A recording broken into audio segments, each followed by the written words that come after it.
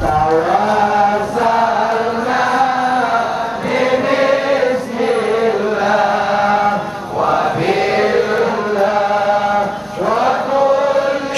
massa yang mengatasnamakan Gerakan Masyarakat Pecinta Syariat atau GMPS dari sejumlah kabupaten di Aceh, Jumat 13 Oktober siang melancarkan demo di gedung DPRK Aceh Barat.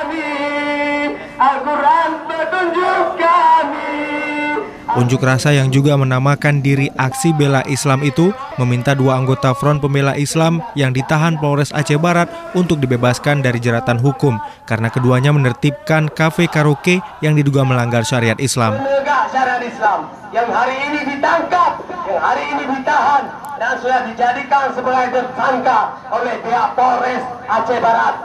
Yang hari ini beliau dan mereka ditahan bersama dengan para sabu-sabu di sel satu ruang dengan para pengkhianat bangsa, dengan para pecundang-pecundang bersama para pencuri-pencuri. Padahal beliau adalah mujahidin.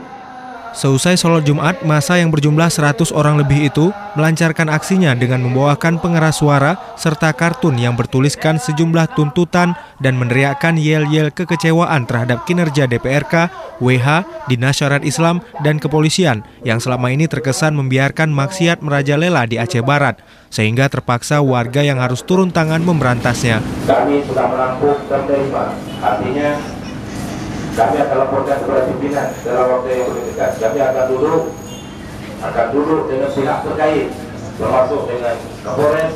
Dari Melabuh, Rizwan, Serambi On TV.